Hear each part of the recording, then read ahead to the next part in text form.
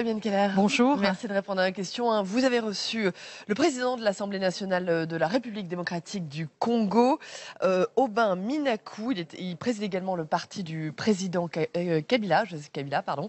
Quelles ont été la teneur de vos échanges? Alors, Gérard Larcher a reçu le président de l'Assemblée nationale congolaise, de RDC, dans le cadre d'un accueil protocolaire, puisqu'il y avait l'Assemblée de la francophonie la semaine dernière. Mais la RDC est en proie à des émeutes, des réactions populaires, notamment à l'initiative des responsables catholiques, puisque les règles d'élection n'ont pas été respectées. Le président devrait être renouvelé depuis la fin 2016. Il n'a pas organisé d'élection.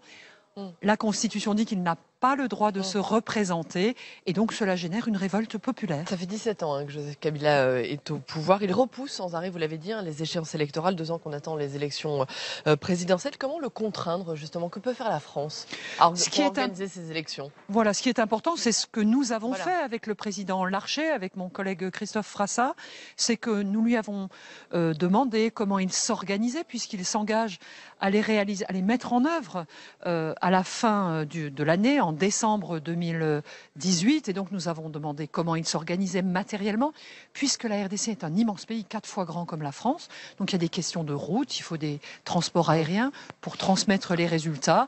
Il nous a indiqué qu'il y avait 46 millions d'habitants inscrits sur les listes, enrôlés, comme il est dit, sur 80 millions d'habitants. Mais il faut des sanctions ou pas? Il faut à ce plus stade de pression de la communauté internationale. Est-ce qu'il faut des sanctions? Bien sûr, c'est ce que nous avons fait lors de cette rencontre. Il faut soutenir aussi les réseaux, notamment les réseaux chrétiens, qui organisent le débat démocratique au sein du pays, mobilisent la population pour qu'elle demande à avoir le droit de s'exprimer, pour mettre fin aussi à cette incertitude sur l'organisation du pouvoir. Très rapidement, Fabienne Keller, le mandat de la MONUSCO. La MONUSCO, c'est la mission de l'ONU dans le pays, en RDC. C'est la mission la plus importante au monde par ses budgets, par ses effectifs. Ce mandat doit être renouvelé courant mars. Est-ce qu'il faut aujourd'hui plus de casques bleus sur le terrain? Alors, la RDC est aussi en proie à des tensions, que le pays, des violences avec ses voisins. Ils sont 18 000 casques bleus. On peut dire qu'ils n'ont pas été efficaces parce qu'il y a toujours des tensions. On peut dire aussi que ça aurait été bien plus grave s'ils n'avaient pas été présents. C'est un pays qui connaît de fortes migrations internes entre groupes de la population.